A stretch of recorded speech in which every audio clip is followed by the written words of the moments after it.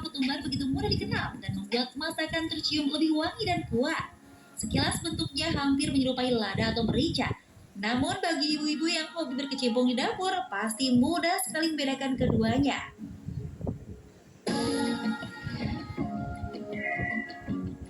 Coriandrum sativum ialah istilah ketumbar. Berasal dari Eropa Selatan dan Laut Kaspia, tanaman ketumbar banyak tumbuh di dataran rendah atau pegunungan. Selain bijinya oleh bangsa barat atau Eropa, daun ketumbar juga banyak digunakan sebagai campuran salad pada makanan Eropa atau barat.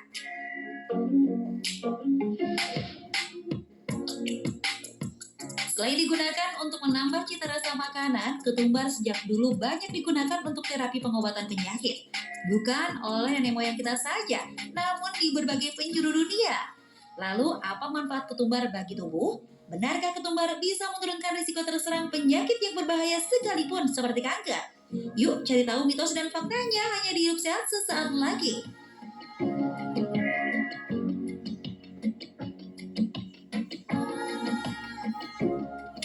Pemirsa, kembali lagi di Hidup Sehat seperti janji Dokter Eko tadi.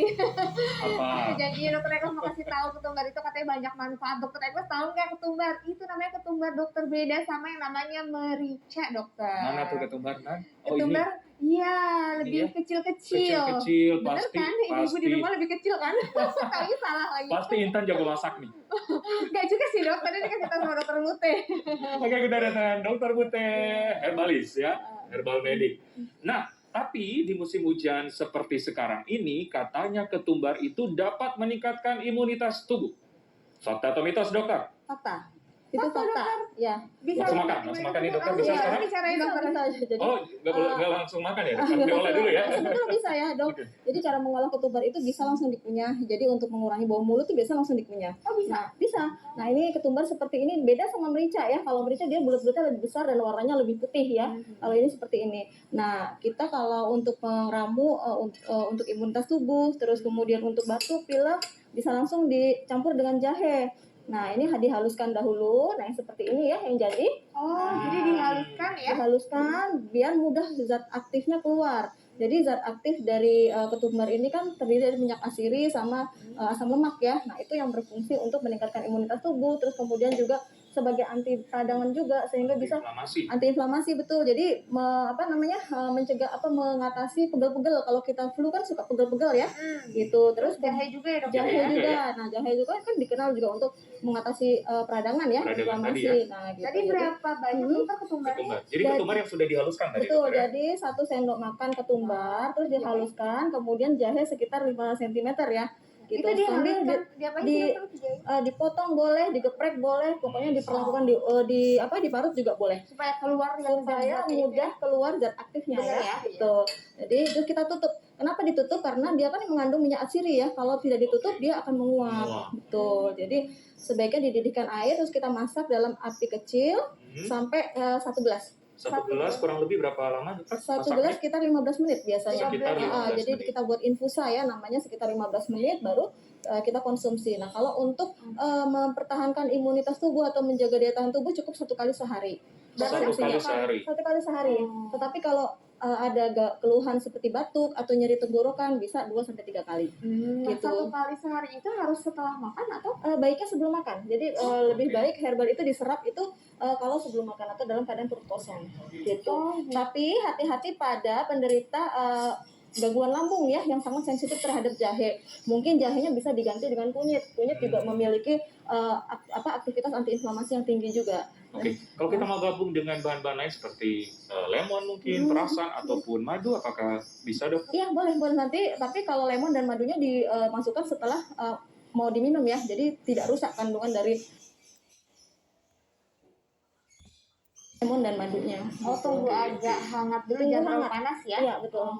Nah, dokter ini berarti ya, sekitar kurang lebih 15 menit. Dari berapa sampai 1 gelas? Jadi 2 gelas menjadi 1 gelas. Oh, dari 2 gelas jadi 1 gelas. Jadi sehari itu cukup 1 ya kalau untuk imunitas tubuh pemirsa. Tapi kalau ada sakit tadi Kalau bisa ada batuk, kalau ada pilek atau nyeri tenggorokan bisa 2-3 kali. Dianjurkan pagi, siang, atau malam, dokter, kalau sehari sekali? Pagi, sebelum makan. Pagi? Ya, pagi sebelum makan. Oke. Nah, ini udah matang, dokter, Ya, atau misalnya ini udah reaksinya? 15 menit ya. Nah, Ya. Setelah 15 menit gitu ya, tinggal setengah dari yang tadi airnya berarti sisa 1 gelas, ya udah tinggal kita tuang di gelas, tapi jangan lupa disaring ya. Disaring, saya bantu dokter ya. Boleh. Oke. Nah, Kecil Dokter Agus. aromanya wangi ya, karena memang kan mengandung minyak asiri ya. Iya, Jadi selain manfaat yang tadi disebutkan juga dia juga bagus untuk mengatasi stres gitu kan. Kalau koriander ya, nama ilmiahnya itu koriander. Koriander sativum itu ketumbar. Jadi mungkin di pasaran pernah menjumpai essential oil namanya koriander ya. Nah, itu biasanya digunakan untuk merelaksasi dari stres tuh. Gitu. Itu dari ketumbar ya. Dari ketumbar, betul. Wanginya enak ya. Wanginya enak ya, dan ini Ya.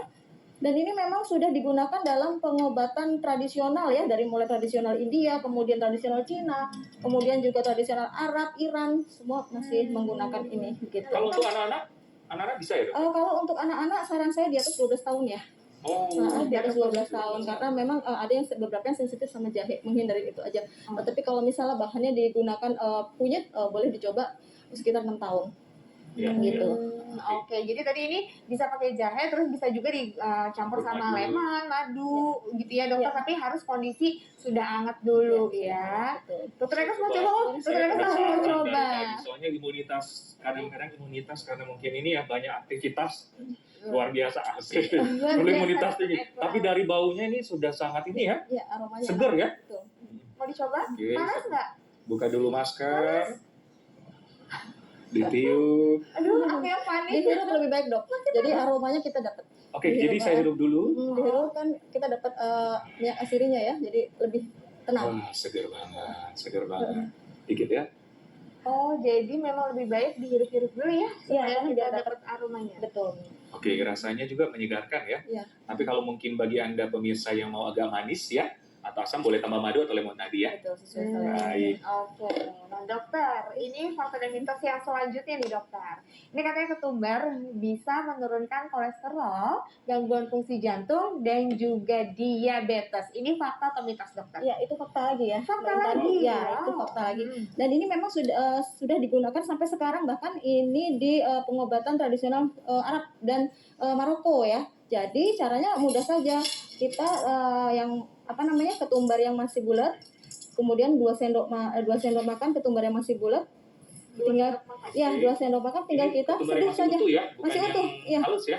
Yang masih utuh ya. Kemudian 2 sendok makan. Nah, kemudian kita tinggal seduh saja dengan air panas. Oh, jadi cukup diseduh ya kalau Cukup ini? diseduh air panas, nanti kita diamkan dan harus ditutup karena agar minyak asirinya tidak keluar ya.